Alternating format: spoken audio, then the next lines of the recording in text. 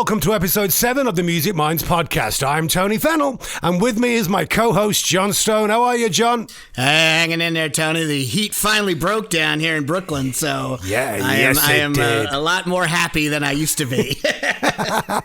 Well, let's get you upset because there's some horrible things going on in the music business. No, all right. So today's episode is called "Is It Time Up for TikTok?" Yeah. Unless you've been living under a rock or you refuse to embrace smartphone technology, you will have probably heard the name TikTok being bandied around. But for those of you that still think that TikTok is the sound you hear as you're lying in bed desperately trying to sleep, we're going to shed some light on this phenomena for you. So, what is TikTok? Originally launched in April 2014 as Musical.ly, TikTok is a lip-syncing app that has over 500 million users worldwide. Musical.ly was purchased by Chinese company BitDance in November 2017 and was merged into their already existing app called TikTok in August 2018. So, what does it do?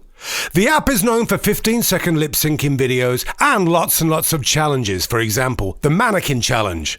This was where people remain frozen in action like mannequins while a moving camera films them. And let me tell you, this challenge took over the internet. And for us older people, TikTok is basically the new Vine, but with music as an added twist. Here's an example how big this app is, shared in a story by Rolling Stone magazine. Earlier this year, a lady by the name of Leanne Bailey spent an entire day making 100 cookies for a birthday party. She was paid $300 for her efforts. Not bad, huh? Yeah. Well, check this out. Later that week, she posted on TikTok a pair of cookie decorating posts under the name The Bailey Bakery and netted $1,000. So the question is, how did she make that money? Well, Bailey actually has a manager, and along with 20 other TikTok users who have the same representation, their reach is a combined 70 million. That's 70, folks, in TikTok audience. Bailey alone has over 4 million fans, and this is where it gets interesting. Her representation gets between 10 to 15 inquiries a day from artists and labels wanting to pay his roster of TikTok users to use their song in a post. Crazy, right? Oh, yeah. TikTok has also been extremely successful when it comes to impacting pop music, and we'll get into that during the show. The app is now so big that it's been compared to a short-form version of YouTube, and we all know how massive YouTube is. So, how has TikTok become such a major player so quickly, and what are the legal ramifications for an app that appears to be using music in every single one of its posts? So, Mr. Stone, what's your take on all of this, my friend? Wow. The fact that people are contacting TikTok video creators to pay them to have their music used in their videos is astonishing. I mean, you and I talked about this on the social media side of how hard it is just to get paid as a music creator to have people use your videos. Now people are paying. Oh my goodness. It just has flipped this entire industry on its head. It's very interesting indeed, Tony. First of all, let's just start from the basics. The logo of TikTok looks like a eighth note. Okay, for those of us back to the episode about music school, those who can read music, it looks like a little music note. So they're not even trying to pretend that this isn't music is not a big piece of this. This is I would say that's a stroke of genius, by the way, John. Oh, sure. I mean, go for it. You know, I mean, make it what it is. It is a music program. It is a music website and app. So go for it. But this is the number one non-music app. It's ranked top app in over 40 countries from their app stores. The most downloaded non-game app in Apple Store in Q1 of 2018, 45.8 million downloads. Wow. Okay? That's crazy. 800 million monthly users worldwide, 500 outside China, 300 inside China. So originally it was inside China when it was just there. It was called Douyin, and it had 300 million users. And when they purchased Musical.ly, that enabled them to expand outside. It's been big there for a while, as you were talking about, from 2014. When you make your video, you can go and select music They, like a lot of the other websites, they do not have a global license. They've been licensing with individual companies. Again, Warner is at the front end of this. They seem to be getting on board with everybody. So they have a big catalog of music there. So you can select music. But here's the kicker. You can also upload, when you do your video, if you have your own music that isn't on TikTok's sound bank, as they call it, you can put your own music in, and that gets uploaded. And then that gets absorbed into TikTok sound bank, so others, TikTok users, can use that track, even though it's not licensed, it's not, permitted. There has not been permission granted for it, and we'll talk about a little bit of that later on. John, is that steam I can hear coming out of your ears, mate? Because I know. Sorry, it's my tea. That's crazy. That's crazy. That is crazy. And there's a couple of stories. There's a couple of really, really great articles that I personally drew a lot of material from for this podcast. Yeah. There's one in Pitchfork and one in, actually, of all things, the New York Times style section. But They really talked about in depth what this program does and how it is changing this. One of the big differences here, and I think it's the main difference between TikTok and all the other platforms, is that with Facebook and Twitter and YouTube and such, it was, at least the facade of it was that you as a user sign up, you start putting your videos out, and you can reach out to it starts with your personal community first. So it's your friends, family, that sort of thing, and you build out from there. TikTok is completely different, and one of the main reasons is that Beijing ByteDance, which is the original company, the owner of this, was originally a news aggregator in China. They had a platform called Jinri Toutiao. Is that right? It employed artificial intelligence, AI algorithms, to recommend different news stories to different groups of news readers based on their own interests. You remember the whole thing in 2016 about Cambridge Analytica and figuring information bias and everything. So this platform is outward in. It is as soon, so I went ahead and did a little market research of my own, and I set up a TikTok account. First thing that pops up when you look at it on your phone is a video. It doesn't even have a home page. The first thing is it's trying to get you to look at videos. So then you have to sign in to be able to look at other videos. But the first thing, so imagine before you ever even got into YouTube, the first thing that pops up is a video for you, not for you to, click on and look at. It's playing immediately. Wow. So as soon as you've gone into the program, you're looking at something. So it is really designed to, and the two pieces of information they ask you for are your phone number, which we'll talk about in a second, and your age. Okay, so those are very critical pieces of information, age especially, because that's a big, obviously, group that they're going to look at and say, okay, well, we now can break you down into this demographic and start building out from there. A phone number is very important because these days, your email address, it doesn't really work anymore because of spam filters and everything, so you can't spam people. Yeah. But a live phone number is worth its weight in gold. So when I set up my account, they immediately sent me a text message to make sure I was real. Okay. Wow. Man, that is really getting right down to the nitty gritty. Nobody else does that. So this platform really is designed, and you could argue that this is not really a social media platform at all. It is an information gather. It's a data crunching, data gathering. An aggregator. It's an aggregator. It's an aggregator. So everything that you're doing on this platform, they're collecting that information and they can use it. And, I'm not saying anything nefarious. This is the way business is done now, Yeah. They can sell that information and all of that. So you would put a video up on YouTube and you'd hope for, 50 viewers, 100 viewers, and it would creep along. If they decided to push it up the algorithms started picking it up and such, it would get better. This thing instantly, you can just based on, and one thing we'll talk about is the way music is used on this. Anything about you set yourself up in certain categories, instantly it's going to go out to people. And it's so aggressively promoting every video on the platform. Anybody has an opportunity to suddenly overnight have 500,000, 600,000 viewers and clicks. So it's really amazing. It's really amazing. I've got a 13-year-old daughter who's on this thing every night. And firstly, I didn't know that she had to sign up and give a phone number. So we're going to have a bit of a chat when I finish this. But sorry, hon, I didn't know to bust you. Oh, Uncle John's in trouble now. No, but the problem here is that, they really, it's as intrusive as you get. And if you want to join with your friends, they got you. Right. They got you. Anyway, I'll let you carry on, John, because this is crazy talk, by the way. Oh, yeah. No, it's amazing. So, again, there is no global license. They are very aggressively using music, and I think they're using music as part of this AI program that enables, them to say, okay. And so if you like a video that uses a specific type of music, now it's a good piece of this is it does immediately tell you on the bottom of the video what the song is that's being used. So if that's nice of them. No, that is. And you can click on that and it immediately takes you to that song's little page on there so you can get an idea of that. But if you like that one, it'll show you all the other videos that use that song.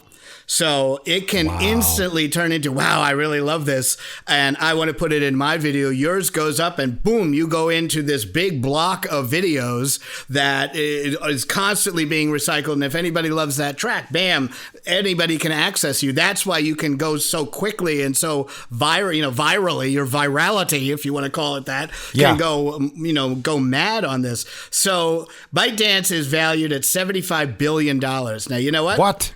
That's 3 times more than Spotify's value. Wow. Okay. Wow. Got offices all over the globe. What's interesting is ByteDance and Tencent. Now, Tencent is another major Chinese tech giant. They also have their own platform. It's called Kwai, and they're also outside of China too. They're in mostly Southeast Asia, Middle East, and Russia.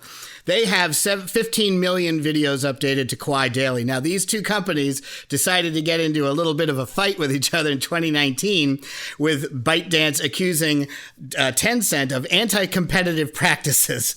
I had to have a good chuckle over that. Two Chinese tech companies accusing each other of anti-competitive practices is like two contestants in a demolition derby accusing each other of reckless driving. I mean, that's just ridiculous. But John, I'm sure that they've got massive scruples though involved, and I'm sure that they're looking after their artists. I'm sure we're going to get into that because, as again, I can still hear that steam, and if that's still tea, you need to go and get it, mate. No, it's boiled down to the bottom of the pot. Right. But I'm pretty certain that they are going to be screwing musicians.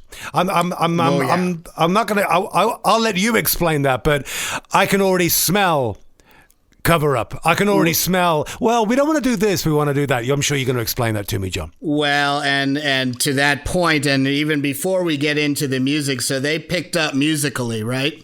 And Musical.ly was this platform. It was a short video lip sync type platform, of course, also extreme. I mean, it was in the name. It totally relied on music. Had 200 million subscribers in 2017. Wow. Sold itself to ByteDance for about $1 billion, okay? Now, in 2017, Musical.ly was hit with a record, now, pardon the expression, quote, air quotes here, record fine by the FCC for child privacy violations for mishandling user data. You want to talk about your kid there, right? So the FCC busted them for that. Now, mind you, they sold for $1 billion, 200 million subscribers. You know what that record fine was? Go on. $5.7 million. I think someone had it in the back pocket there. Say, oh, hold on. Can you change a $10 million note? Wow. Money talks, mate. Here's an example of what we were talking about an artist who basically had their music. So this was an artist that had music that was not licensed by one of the majors like Warner for TikTok platform. Someone uploaded it. So this is a great story that I got out of, I believe, Pitchfork. So this was a track that was uploaded by a subscriber to TikTok, wound up being used in over 4 million videos. Whoa. Rewind. Not hits. Rewind. Hits. This is not a big. This is not a big band. This is just a small band that just happened to get picked up. A little band. I believe they were out of Atlanta, Georgia. One of the users on TikTok picked them up. That video got seen by another user who had, I think, around 300,000 followers. They put it on theirs, and all of a sudden, boom, boom. The dominoes start to fall. Wow. So. I can only imagine, John, that they're filthy rich. Well, So, and here's a real kicker too, and this is back to when I was playing around with the program myself. Two key things that they try to get you to integrate is your Instagram and your YouTube. Because so much of the content on TikTok gets reused on YouTube. They create compilation videos of TikTok videos and they put them on YouTube, and they can get you picked up a lot. You remember when we were talking about YouTube before, PewDiePie, right? The big YouTube channel there, and the YouTube gamer guy. He used this song that we're just talking about now with the 4 million videos. He picked it up, put it on his YouTube channel, garnered over 200 million views.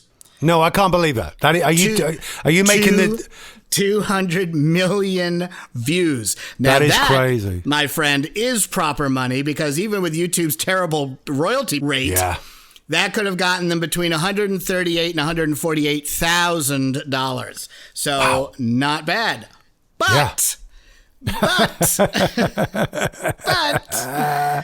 on TikTok, it didn't get them nothing. What? They got zilch. Okay? Zilch. So to the point that when Pitchfork contacted the manager of this artist, the guy was like, oh, yeah, hey, if you're going to be talking to TikTok, do you think you could, maybe get them to give us some compensation for the song that was used so extensively on their platform? So apparently TikTok wound up reaching out to them, to this manager, and saying, hey, we can't give you any money, but we'll promote your artist's next release, or so, which everyone, rolls their eyes at, because blah, blah, blah. I mean, how many people are going to remember what that band was 6 months from now, let alone when their next release comes out? Plus, John, if the second single's a load of garbage, I mean, who cares anyway? By the way, let's get that manager on the show, because he sounds like a winner. Not right. Sorry, so he said at the end, and this was a direct quote actually from this gentleman. At the end of the day, the relationship with TikTok is more important than asking them to pay me for a record. What? It's giving us exposure, and that's what we need to push the brand forward. Now, we talked about this, Tony. What is that devil's bargain you need to make to say, okay, well, can you help me promote then? Is there value in this? Is it coming toward, is it going to help me get my brand out there? Sure, I guess you can say it will, but, And then prior to this, so this is another piece of the puzzle from Musical.ly when they were still in existence prior. Jeff Price, who was the head of Audiam, as a music catalog, he was asked by Musical.ly if they could license his catalog for use on their platform. So this is back in 2016, before they got bought by TikTok. Yeah. So he asked to talk to the company about making changes to their proposed agreement. Now, I can tell you personally, we've dealt with these tech people from my company, and it's always like they give you a boilerplate thing. It looks like something you could have downloaded off the internet, and you have to go in, and the devil's in the details. You got to figure that out.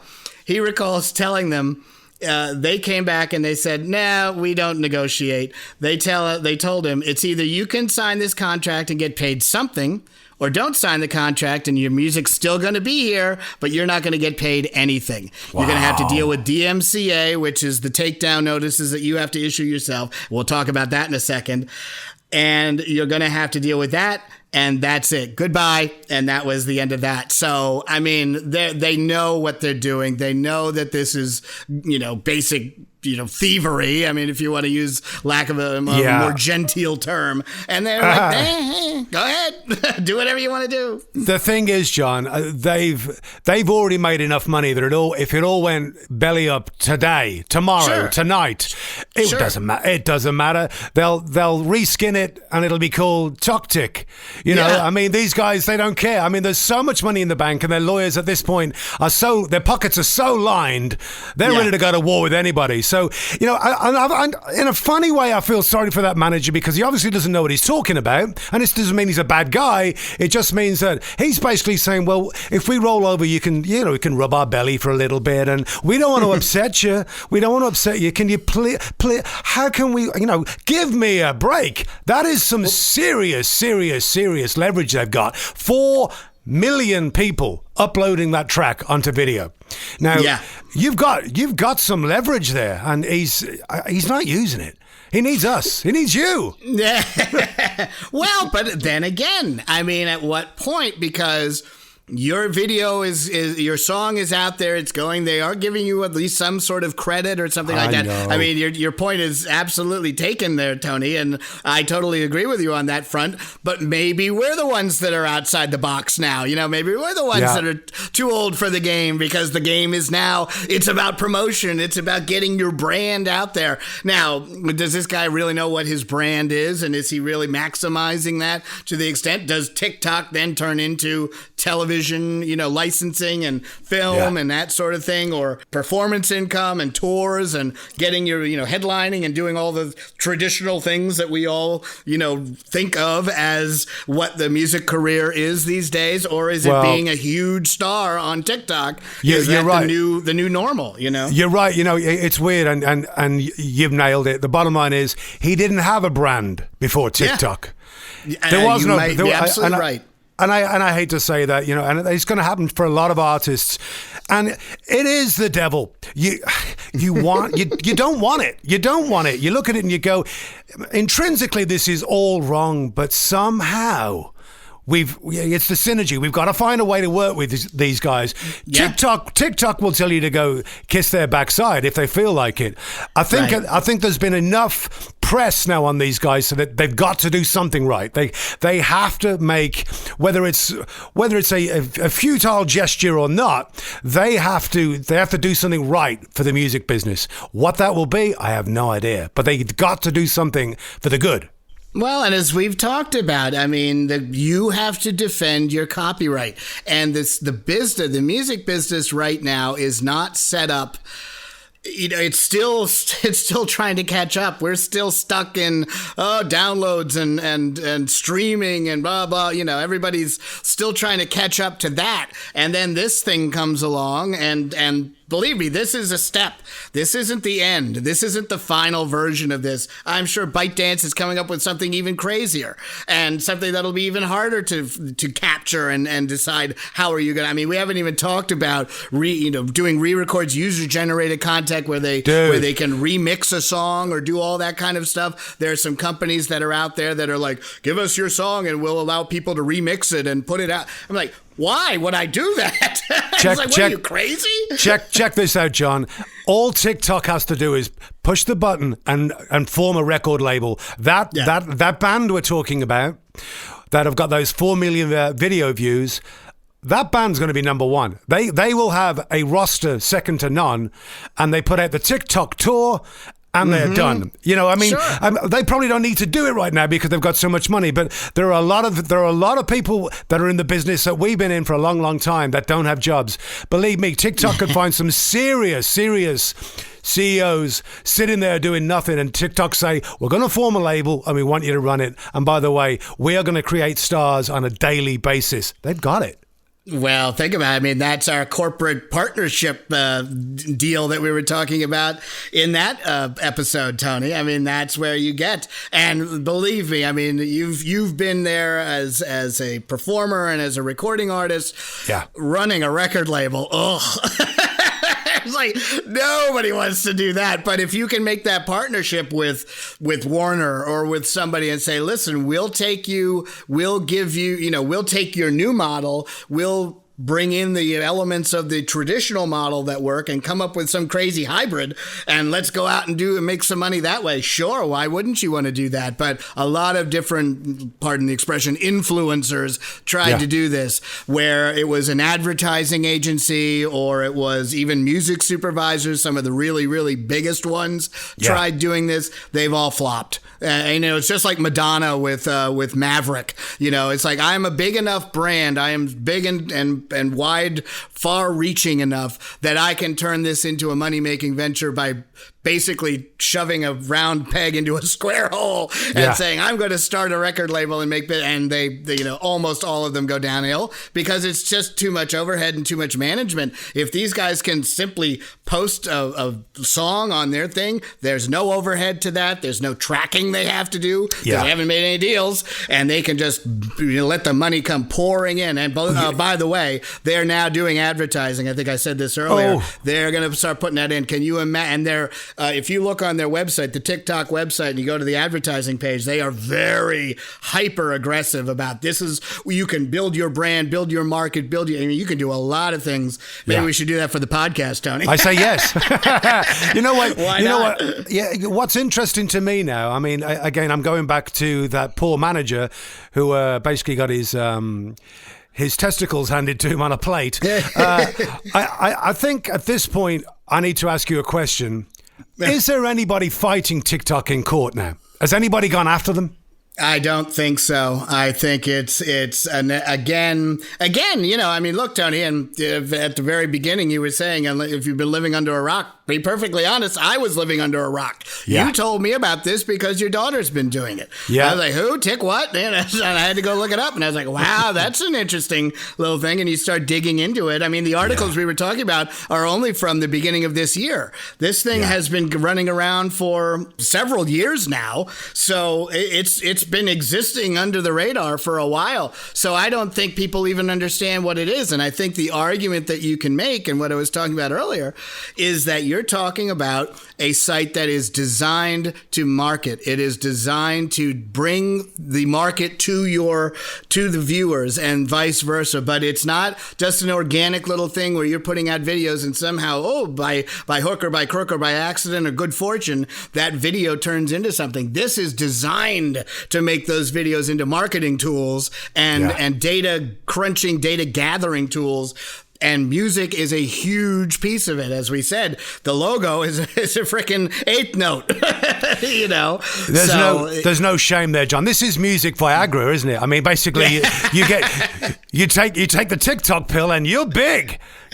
Now look, there you go. You're gonna last for several hours because they say people get on there. One guy said he was on there. It's like his brain froze. He was just watching video after video after video. Next thing you know, an hour's gone by. It's like that can't be healthy. Well, that's the same principle as the gamers. You put them in a room and these kids don't go to bed. They stay up all night and then they go to school. Yeah, they live on Red Bull and Cheetos. Yeah, I mean, it's truly nuts. You know what I'd like to do? I mean, there's no way we can cover all this in one shot. I would like to get my daughter on maybe we'll call it TikTok 2, and we'll get my daughter on it, and we'll ask her opinion because, as I say, she literally does this every night. And guess where I'm going as soon as we finish this podcast? I'm going to be on the show, Tony. I'm going to go and have a look at her phone. I want to know what's going on. That's for starters, but oh boy.